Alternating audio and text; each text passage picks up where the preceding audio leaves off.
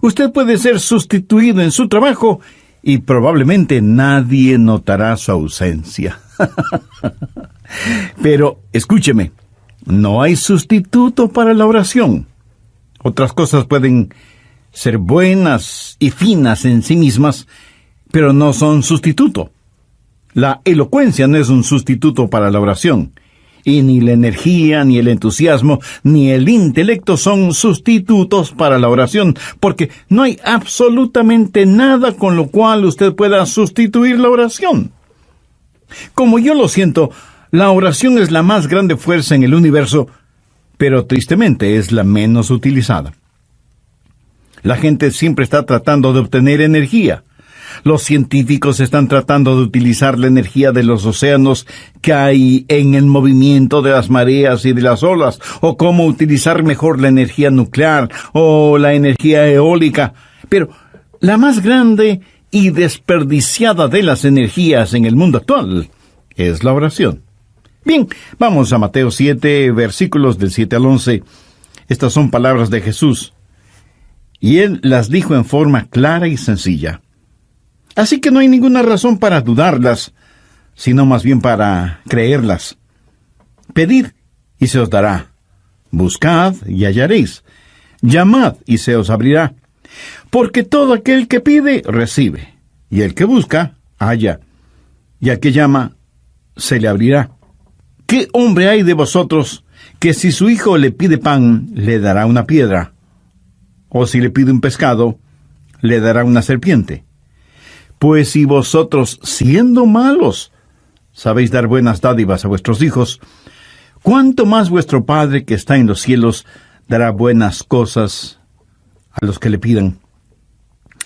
Hagamos 3 divisiones fáciles de este mensaje al pensar en los principios de la oración. Primero, la razón para la oración. En mi vida he meditado mucho acerca de la razón para orar. ¿Por qué Dios quiere que oremos? Jesús enseñó en forma sencilla y clara que nuestro Padre Celestial sabe de las cosas que tenemos necesidad aún antes de que las pidamos, ¿verdad? Entonces, ¿por qué tenemos que decirle lo que necesitamos? ¿Y por qué tenemos que pedirle lo que Él ya ha determinado darnos porque nos ama? ¿Alguna vez usted ha pensado en el misterio que significa la oración? Por último, ¿por qué oramos? Veamos Mateo 6, los versos 7 y 8. Y orando, no uséis vanas repeticiones como los gentiles que piensan que por su palabrería serán oídos. No hagáis, pues, semejantes a ellos, porque vuestro Padre sabe de qué cosas tenéis necesidad antes de que vosotros le pidáis. En estos versículos aprendemos ciertas cosas. Primero, no oramos para impresionar a Dios. Usted no tiene que ser un Cervantes o un experto en el idioma español. Tampoco tiene que ser un poeta para utilizar un lenguaje florido. Usted, por mucho que se esfuerce, no puede orar para impresionar a Dios. Segundo, usted no ora para informar a Dios, porque el Padre Celestial conoce cuáles son sus necesidades. Tercero, oramos a Dios para invitarle a que trabaje en nuestro corazón y nuestra vida. Y si alguien me pregunta, Pastor, ¿por qué debemos hacer eso? Permítame darle 3 razones para hacerlo. Primero, es lo que yo llamo el factor delicia. Verá, Dios quiere que le amemos y quiere tener comunión con nosotros. Dios puede administrar este universo sin nuestras oraciones. Pero si Él lo hiciera así, usted y yo no tendríamos el privilegio de trabajar con Él y tener comunión con Él. En el capítulo 15 de Juan, Jesús se refirió a sí mismo como la vid verdadera, y nosotros somos los pámpanos. Y en Juan 15:4, Jesús dijo, permaneced en mí y yo en vosotros. Como el pámpano no puede llevar fruto por sí mismo si no permanece en la vid, así tampoco vosotros si no permanecéis en mí. Jesús está haciendo énfasis en la realidad y la necesidad que tenemos de permanecer en Él, porque sin Él nada podemos hacer. Y en el verso 7 Jesús dijo, si permanecéis en mí y mis palabras permanecen en vosotros, pedid todo lo que queréis y os será hecho. La oración es la manera que tiene Dios de que nos peguemos a Él. Es una manera de que nosotros habitemos en Él y Él en nosotros hasta que tengamos la misma clase de unión, de fusión que existe entre la vid y los pámpanos. Nosotros no lo podemos hacer sin Él y Él no quiere hacerlo sin nosotros. Una vez recibí la llamada del rector de un colegio invitándome a que vaya a dar una serie de mensajes. Yo le dije que me hubiera gustado mucho hacerlo, pero que mi agenda no me lo permitía. Y él me dijo, si le mando un piloto, vendría. Y yo, titubeando, le dije que no estaba seguro. Y me dijo, tenemos un piloto muy bueno, es piloto de un avión jet. Bueno, terminé aceptando la invitación. Y fui al aeropuerto, al lugar señalado. Y sí, ahí estaba el piloto. Pero el avión no era ningún avión jet, sino una pequeña avionetita que parecía de juguete. De todas maneras me subí y me senté junto al piloto rumbo al colegio en donde tenía que hablar. El piloto me preguntó, ¿sabe cómo manejar una avioneta? Y yo le dije que no. Y cuando él me preguntó si me gustaría pilotear esa avioneta, yo le dije que me encantaría. Estábamos sentados muy juntos, lado a lado, y él comenzó a decir, señalando cada cosa, muy bien, esos junto a sus pies son los pedales, este es el panel de instrumentos, estos son los controles y el volante, y comenzó a decirme que haga esto y eso, y que mueva esta palanca, que empuje este botón, etcétera, etcétera. Y de pronto me doy cuenta que estoy piloteando el avión. ¡Qué emoción tan extraordinaria sentí! Pero quiero decir, sin ninguna sombra de duda, que yo no hubiera podido hacerlo si ese piloto no hubiera estado a mi lado. No lo hubiera podido hacer. Él pudo haber volado esa avioneta sin mí, pero yo no lo hubiera podido hacer sin él. Pero él me dio el privilegio de pilotear esa avionetita con él. Fue una experiencia maravillosa que nunca lo olvidaré. Y mientras volábamos juntos, hubo una especie de unión invisible entre los dos. Invisible, pero tremendamente real y fuerte. Tuvimos comunión. Y yo dependí de él, aprendí de él, y él me permitió compartir la responsabilidad y privilegio de sus deberes. Y no pude dejar de pensar, esto es como la oración. Nosotros no lo podemos hacer sin Dios, y Dios no quiere hacerlo sin nosotros. Pero cuando Él nos permite que cooperemos con Él, tenemos la emoción de ayudar a Dios en el manejo de su vasto universo. La oración es genuina cuando permanecemos en Él y Él en nosotros. Segundo está el factor del desarrollo. Sabía que la oración es una de las formas en que crecemos. O sea, nos desarrollamos en oración. Veamos nuevamente Juan 15:7. Si permanecéis en mí y mis palabras permanecen en vosotros, pedid todo lo que queréis y os será hecho. Algunas veces oramos y parece que no llega ninguna respuesta. Y comenzamos a estudiar la palabra de Dios, comenzamos a buscar el rostro de Dios, y empezamos a crecer en gracia y en el conocimiento de nuestro Señor y Salvador Jesucristo, hasta que llega la respuesta que puede ser sí, no o espera. Un jovencito puede tener un interés particular por una muchacha y quiere tener una cita con ella. Así que le pide una cita y ella le dice que no. Y él se pregunta, ¿por qué no querrá salir conmigo? ¿Será que tengo mal aliento? Así que presta más atención a su higiene dental. Y le vuelve a pedir una cita y ella nuevamente le dice que no. Ahora él se pregunta, ¿será cuestión de mi aspecto en general? Y pone más atención en tener las uñas limpias, en cortarse el pelo y en ponerse ropa limpia. Luego le pide a la chica salir con él y nuevamente ella le dice que no. El pobre muchacho está desconcertado y piensa, debe ser algo más. Tal vez mis modales. A lo mejor la forma en que como. Y él mejora notablemente sus modales sociales y nuevamente, ya casi sin ninguna esperanza, él le pide a la chica que salga con él y para su sorpresa, ella le dice que sí. ¿Qué sucedió? Que en todo ese proceso de querer salir con ella, él estuvo mejorando su manera de ser, sus modales, su aspecto físico, tratando de que ella le acepte. En otras palabras, él estuvo creciendo en forma integral. Y eso es exactamente lo que la oración hace. Pedimos a Dios algo y no tenemos respuesta. Y pedimos otra vez y decimos, Señor, ¿será que tengo egoísmo en mi vida? ¿Será mi falta de fe? ¿Será mi poco interés en estudiar tu palabra? ¿Será mi falta de entrega y compromiso contigo? Mi amigo, la oración no solo es una delicia, sino que también es una forma de desarrollo. Nos ayuda a crecer en la gracia y conocimiento de nuestro Señor y Salvador. Tercero está el factor de dependencia. Dios nunca quiere que vivamos independientemente de Él. Si Dios fuera a hacer las cosas por nosotros en nuestras oraciones, fracasaríamos en tener la clase de dependencia que debe existir entre la vid y los pámpanos. Sería trágico si Dios administrara este universo sin tomarnos en cuenta para nada, porque no conocemos la delicia de la oración. Nunca conoceríamos del crecimiento y el desarrollo que viene con la oración.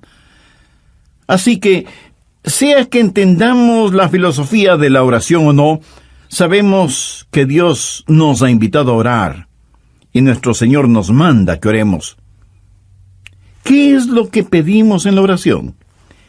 En Mateo 7:7 Jesús dice, pedid y se os dará, buscad y hallaréis, llamad y se os abrirá. Observemos esto. Primero, pedid. Simplemente pedir. Dios nos ordena que pidamos. ¿Sabe usted que el gran problema en la oración no es la oración no contestada, sino la oración no ofrecida? Miremos lo que dice Santiago 4:3. Pedís y no recibís. Jesús dice que debemos pedir. La oración no ofrecida no solo es una tragedia, sino también un pecado. En Lucas 18:1, Jesús se refirió a la necesidad de orar siempre. Y también enseñó que debemos velar y orar. Anote al margen en Filipenses 4:6. Por nada estéis afanosos, si no sean conocidas vuestras peticiones delante de Dios en toda oración y ruego con acción de gracias. La oración debe ser algo tan natural, tan normal como el respirar. Pablo dijo que debemos orar por todo, porque si le interesa a usted, también le interesa a Dios. Ahora, si usted no puede orar por algo, o sabe que sería erróneo orar por algo, entonces también es erróneo el hacerlo. No divida su vida entre lo secular y lo sagrado. No diga, bueno, oraré si voy a predicar un sermón, pero no tengo que orar cuando voy de pesca. ¿Cree usted que hay algo de malo en orar a Dios cuando va de pesca? ¿O cuando va a jugar su deporte favorito? ¿O cuando invierte tiempo en sus pasatiempos? Años atrás, junto con unos amigos, estuve en Cabo Cañaveral, en la Florida. Estuvimos pescando. No había ido de pesca por mucho tiempo. Tenía mi caña de pescar, mis anzuelos, la carnada, absolutamente todo. Y en el lugar en donde fuimos a pescar, yo estaba un poco lejos de mis amigos, con el agua hasta mis rodillas. Y a la distancia podía escuchar las voces de mis amigos atrapando peces. Y yo no pescaba nada. Y oré y dije, Señor, no estoy pescando nada, mientras que mis amigos aparentemente sí lo están haciendo.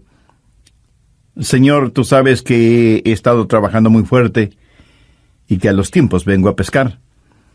Ayúdame a pescar no un pez chiquito, sino uno realmente grande. Y lancé una vez más el anzuelo con la carnada en el agua. De pronto, la línea se tensó, y yo también. Entusiasmado comencé a enrollar la línea y de pronto la trucha más grande que he visto en mi vida estaba frente a mí.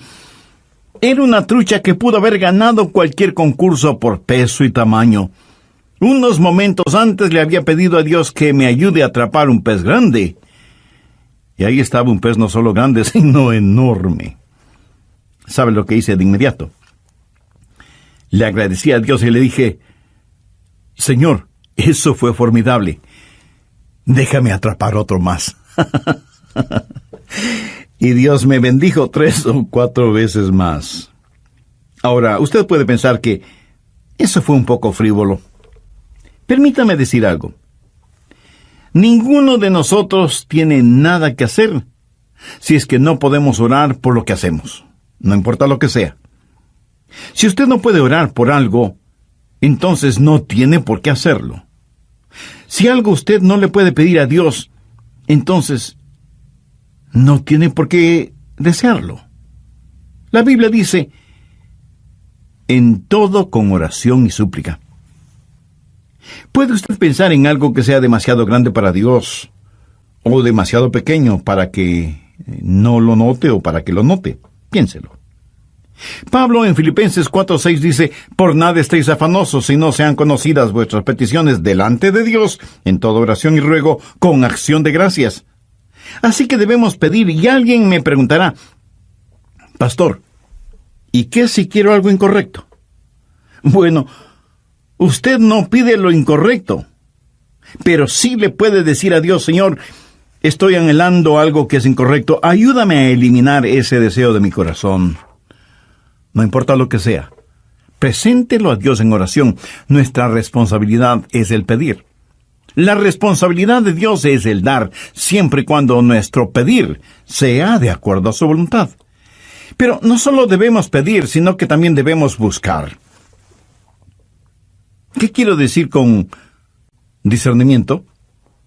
No solo que debe haber deseo, sino también discernimiento.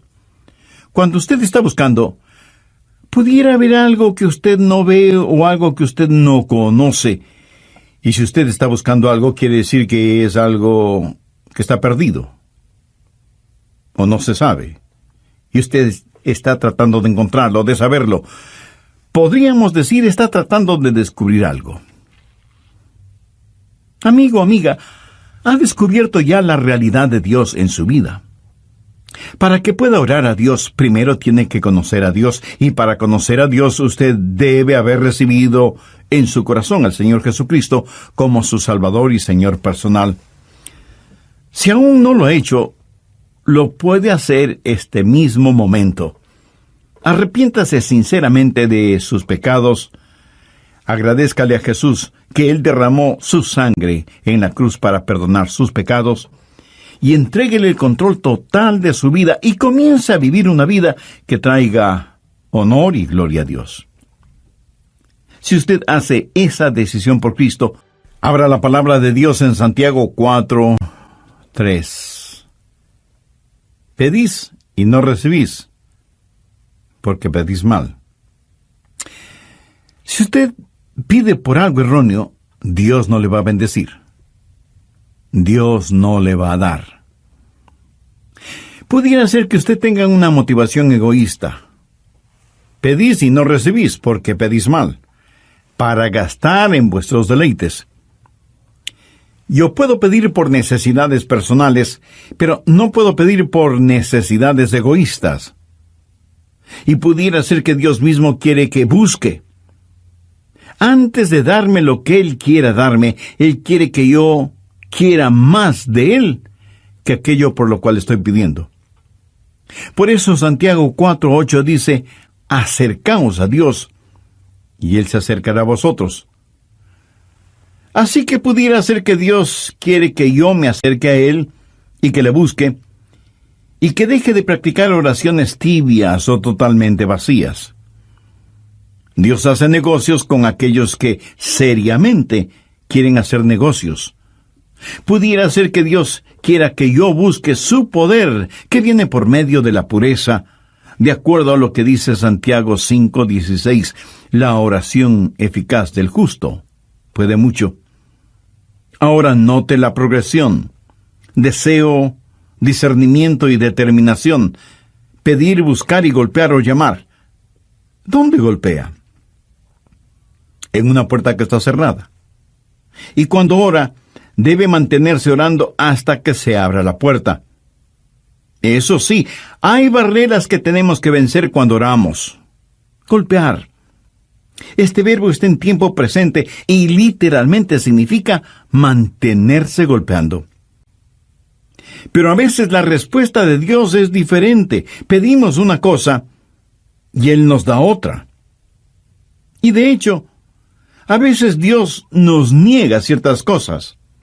Le pedimos algo y Dios nos dice: no, eso no es bueno para ti. No quiero que lo tengas.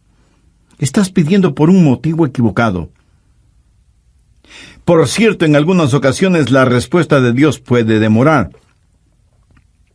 Y de eso estoy hablando este momento. Tenemos que golpear y mantenernos golpeando la puerta. Yo sé que esto es un poquito difícil de entender, pero es una verdad bíblica. Voy a tratar de ampliar este asunto de golpear o llamar. Busque Lucas 11:5. Jesús aquí está hablando acerca de la oración, y en Lucas 11:1 los discípulos le dijeron: Señor, enséñanos a orar. En todo esto el tema es la oración. Primero el hombre llamando, golpeando la puerta de su vecino, de su amigo, para pedirle que le preste un poco de pan. Está llamando a la puerta de alguien que conoce y que le ama, y le dice: tengo una necesidad, tengo visitas inesperadas, pero no tengo nada para darles de comer, y me sentiré muy avergonzado si no puedo servirles algo. Préstame 3 panes. ¿Qué es lo que sucedió? Veamos Lucas 11:7. Y aquel respondiendo desde adentro le dice: no me molestes. La puerta ahí está cerrada. Pudiera ser que todo esto de la puerta cerrada no signifique gran cosa para usted. Pero en esos días, las cerraduras eran muy complicadas. No era nada fácil el abrir una puerta, y mis niños están conmigo en la cama. No había un dormitorio para cada uno. Todos dormían en un mismo cuarto, y el levantarse significaba que todos lo hicieran. Y en la misma casa guardaban a los animales, los que también podrían despertarse. Y los perros, los propios y los del vecino, comenzarían a ladrar. Por eso el hombre le contestó: no puedo hacerte este favor, lo siento mucho. Ahora note lo que dice el verso 8. Os digo que aunque no se levante a dárselo por ser su amigo, sin embargo, por su inoportunidad se levantará y le dará todo lo que necesite. Y yo os digo: pedid y se os dará. Buscad y hallaréis. Llamad y se os abrirá. Usted pide, ese es su deseo. Usted busca, eso es discernimiento. Usted llama, eso es determinación. Ahora, sea que usted esté de acuerdo o no, sea que lo entienda o no, amigo, usted tiene que llamar a las puertas del cielo, y a veces tiene que persistir en llamar para que sus oraciones sean contestadas. Vamos ahora a Lucas 18, empezando en el primer versículo. También les refirió Jesús una parábola sobre la necesidad de orar siempre y no desmayar. Ese no desmayar significa no dejar de orar. A veces oramos, llamamos a la puerta una vez, y una voz desde adentro nos dice que nos alejemos, y nos vamos. Dios no quiere que nos alejemos. Dios quiere que nos mantengamos pidiendo, buscando, llamando. Sigamos leyendo en Lucas 18. Había en una ciudad un juez que ni temía a Dios ni respetaba a hombre. Había también en aquella ciudad una viuda, la cual venía a él diciendo: hazme justicia de mi adversario. Y él no quiso por algún tiempo. Pero después de esto dijo dentro de sí: aunque ni temo a Dios ni tengo respeto a hombre. Sin embargo, porque esta viuda me es molesta, le haré justicia, no sea que viniendo de continuo me agote la paciencia. Y el Señor dijo: oíd lo que dijo el juez injusto. ¿Y acaso Dios no hará justicia a sus escogidos, que claman a Él de día y de noche? Se tardará en responderles. Usted me pregunta: pastor, ¿por qué Dios se queda en la cama y no se levanta a abrir la puerta de inmediato? ¿Por qué no me hace justicia frente a mi adversario ahora mismo? Porque Dios hace negocios con los que quieren hacer negocio.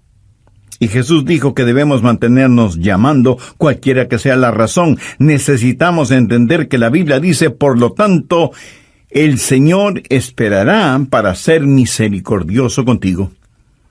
En Mateo 15 tenemos la historia de una mujer cananea que tenía una hija atormentada por un demonio y le pidió a Jesús que la sanara.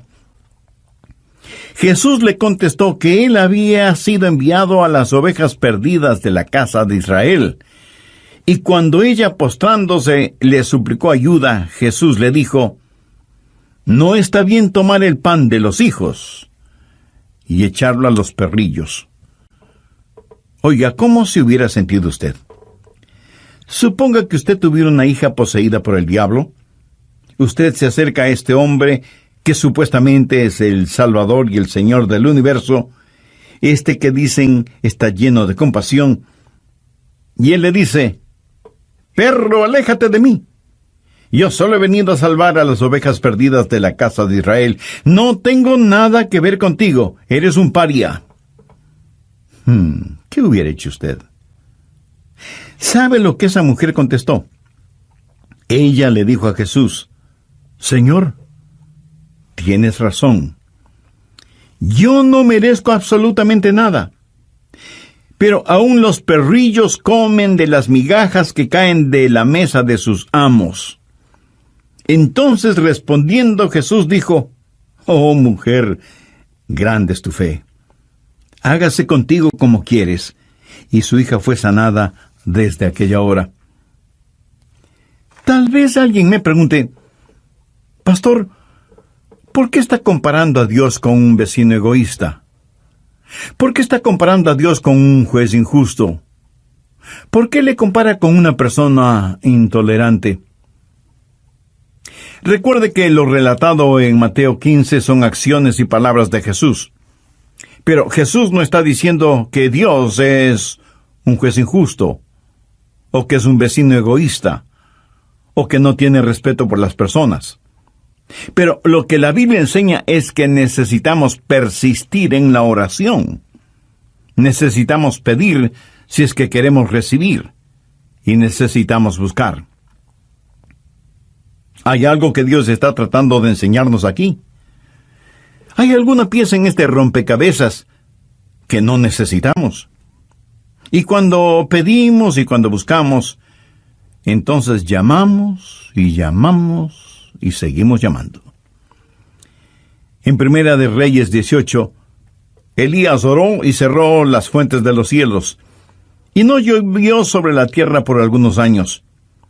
Y luego Dios le dice a Elías que vaya donde el rey Acab y le diga que la lluvia vendrá. Leamos desde el verso 41 de Primera de Reyes 18. Entonces Elías dijo a Acab: sube, come y bebe, porque una lluvia grande se oye. De paso, recuerde que por años no había caído ni una sola gota de lluvia. Acab subió a comer y a beber. Y Elías subió a la cumbre del Carmelo y postrándose en tierra puso el rostro entre sus rodillas y dijo a su criado: sube ahora y mira hacia el mar. Y él subió y miró y dijo: no hay nada. Y él volvió a decir: vuelve 7 veces. Aquí está un hombre que ya sabía que iba a llover porque Dios se lo había dicho. Pero él ora no solo una vez, sino 7 veces.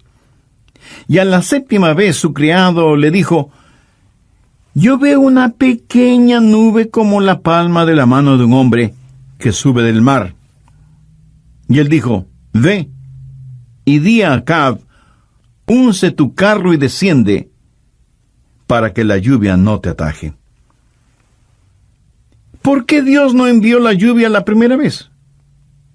No lo sé, pero no lo hizo, aunque había prometido que llovería. Pero el profeta tuvo que orar 7 veces. Demoras no son negociaciones, demoras no son negaciones. Y nosotros no podemos simplemente cosechar las bendiciones de Dios cuando están maduras. Dios tiene su propio tiempo, y ni usted ni yo sabemos cuándo es ese tiempo. ¿Sabía que el mismo Señor Jesucristo llamó a las puertas del cielo? ¿Piensa usted que las oraciones de Jesús, el Hijo de Dios en la carne, fueron contestadas automáticamente? Yo me sorprendí al considerar esta porción bíblica, pero en Mateo 26:44 leemos: y dejándolos, se fue de nuevo, lloró por 3ª vez diciendo las mismas palabras. Ahora piense conmigo en esto. Jesús oró por 3ª vez diciendo las mismas palabras. Aquí hay un misterio y una verdad, sea que lo entendamos o no, y es: nosotros debemos mantenernos llamando. Pedir, buscar y llamar. Y si alguien me pregunta: pastor, ¿hay un momento cuando dejamos de llamar? Por supuesto que sí. Cuando la puerta se abre. O sea, cuando recibimos lo que hemos pedido. O cuando tiene la seguridad en su corazón, aunque todavía no tenga en su mano lo que pidió. O cuando Dios le dice sencillamente: no. El poderoso apóstol Pablo quería algo, y dice que por 3 veces le pidió a Dios, y Dios prácticamente le dijo: no te voy a dar lo que estás pidiendo. En palabras de Pablo, él tenía un aguijón en la carne. Y en 2 de Corintios 12:8 dice: respecto a lo cual 3 veces he rogado al Señor que lo quite de mí. Pero Dios le dijo: Pablo, escucha, no te voy a dar lo que me pides, pero en cambio, te voy a dar de mi gracia. Y Pablo dejó de llamar. Él no oró una 4ª vez al respecto. ¿Cuándo usted deja de orar? Cuando la puerta se abre y usted tiene lo que ha pedido, o cuando lo tiene en su corazón y Dios le da esa seguridad. Hay una necesidad por la cual usted pide, hay un discernimiento que usted busca y hay una determinación a la que usted llama. Creo que muchos de nosotros no somos persistentes en la oración.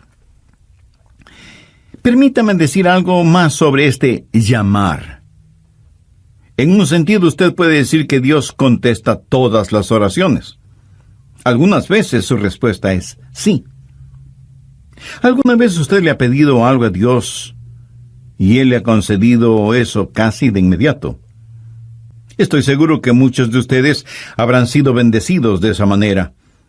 Mi amigo, hay cosas y circunstancias que de ninguna manera pueden ser simple casualidad, y que la única explicación racional es que son las respuestas directas de Dios a nuestras oraciones.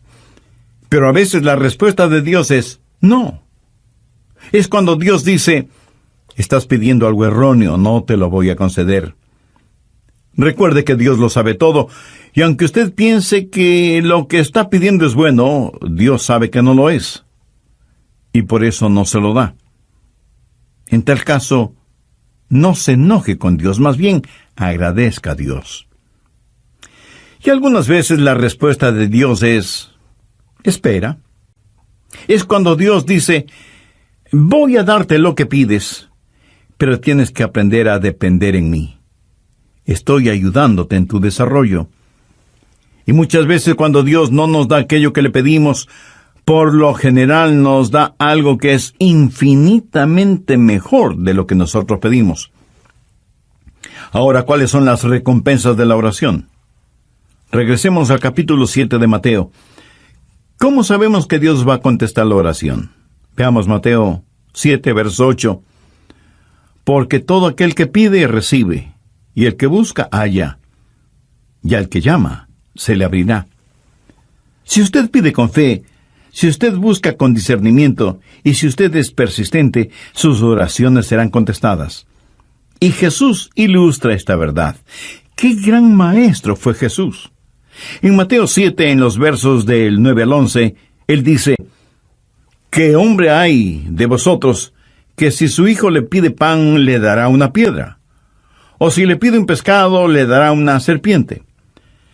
Pues si vosotros, siendo malos, sabéis dar buenas dádivas a vuestros hijos, ¿cuánto más vuestro Padre que está en los cielos dará buenas cosas a los que le pidan? Ahora, ¿por qué debemos tener la seguridad de que Dios va a contestar nuestras oraciones? Porque Dios es bueno. Vean la lógica de Jesús. Si aún los hombres malos cuidan de sus hijos, ¿no es mucho más razonable el esperar que un Dios bueno conteste las oraciones de sus hijos? Y no solamente que Dios es bueno, sino que además es un Dios sabio. Dios jamás le dará a usted algo que le haga daño. Dios jamás le dará piedras en lugar de pan. Él nos dará lo que quiera darnos, porque es sabio. Pero Dios no solamente es bueno y sabio, sino que por sobre todas las cosas, Dios es amor. Es nuestro Padre que está en el cielo. Así que cuando nos acercamos a Dios en oración, no dejemos de orar pidiendo por nuestras necesidades, pero no para nuestros lujos.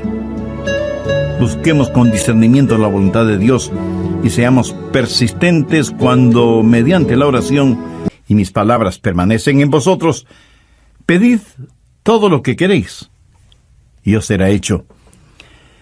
La oración es la manera que tiene Dios de que nos peguemos a Él.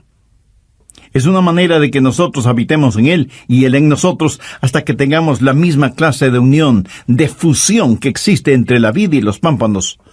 Nosotros no lo podemos hacer sin Él y Él no quiere hacerlo sin nosotros.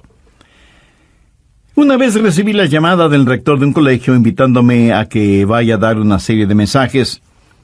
Invisible, pero tremendamente real y fuerte. Tuvimos comunión, y yo dependí de él, aprendí de él, y él me permitió compartir la responsabilidad y privilegio de sus deberes, y no pude dejar de pensar, esto es como la oración. Nosotros no lo podemos hacer sin Dios, y Dios no quiere hacerlo sin nosotros. Pero cuando Él nos permite que cooperemos con Él, tenemos la emoción de ayudar a Dios en el manejo de su vasto universo. La oración es genuina cuando permanecemos en Él y Él en nosotros. Segundo está el factor del desarrollo. Sabía que la oración es una de las formas en que crecemos. O sea, nos desarrollamos en oración. Veamos nuevamente Juan 15:7. Si permanecéis en mí y mis palabras permanecen en vosotros, pedid todo lo que queréis y os será hecho. Algunas veces oramos y parece que no llega ninguna respuesta. Y comenzamos a estudiar la palabra de Dios, comenzamos a buscar el rostro de Dios y empezamos a crecer en gracia y en el conocimiento de nuestro Señor y Salvador Jesucristo, hasta que llega la respuesta que puede ser sí, no o espera. Un jovencito puede tener un interés particular por una muchacha y quiere tener una cita con ella. Así que le pide una cita y ella le dice que no. Y él se pregunta, ¿por qué no querrá salir conmigo? ¿Será que tengo mal aliento? Así que presta más atención a su higiene dental. Y le vuelve a pedir una cita y ella nuevamente le dice que no. Ahora él se pregunta, ¿será cuestión de mi aspecto en general?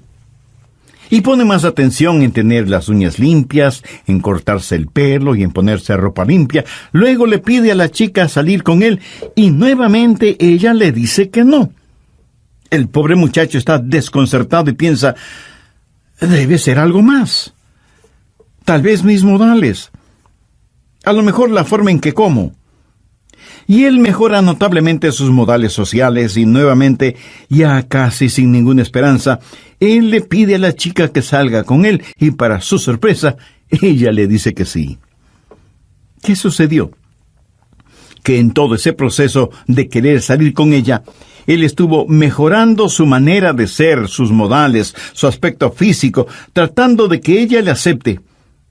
En otras palabras, él estuvo creciendo en forma integral. Y eso es exactamente lo que la oración hace. Pedimos a Dios algo y no tenemos respuesta. Y pedimos otra vez y decimos, Señor, ¿será que tengo egoísmo en mi vida? ¿Será mi falta de fe? ¿Será mi poco interés en estudiar tu palabra? ¿Será mi falta de entrega y compromiso contigo? Mi amigo, la oración no solo es una delicia, sino que también es una forma de desarrollo. Nos ayuda a crecer en la gracia y conocimiento de nuestro Señor y Salvador. Tercero está el factor de dependencia. Dios nunca quiere que vivamos independientemente de Él. Si Dios fuera a hacer las cosas por nosotros en nuestras oraciones, fracasaríamos en tener la clase de dependencia que debe existir entre la vid y los pámpanos. Sería trágico si Dios administrara este universo sin tomarnos en cuenta para nada, porque no conocemos la delicia de la oración. Nunca conoceríamos del crecimiento y el desarrollo que viene con la oración. ¿Cree usted que hay algo de malo en orar a Dios cuando va de pesca? ¿O cuando va a jugar su deporte favorito? ¿O cuando invierte tiempo en sus pasatiempos? Años atrás, junto con unos amigos, estuve en Cabo Cañaveral, en la Florida. Estuvimos pescando. No había ido de pesca por mucho tiempo. Tenía mi caña de pescar, mis anzuelos, la carnada, absolutamente todo. Y en el lugar en donde fuimos a pescar, yo estaba un poco lejos de mis amigos, con el agua hasta mis rodillas. Y a la distancia podía escuchar las voces de mis amigos atrapando peces. Y yo no pescaba nada. Y oré y dije, Señor, no estoy pescando nada, mientras que mis amigos aparentemente sí lo están haciendo. Señor, tú sabes que he estado trabajando muy fuerte y que a los tiempos vengo a pescar. Ayúdame a pescar, no un pez chiquito, sino uno realmente grande. Y lancé una vez más el anzuelo con la carnada en el agua. De pronto, la línea se tensó, y yo también.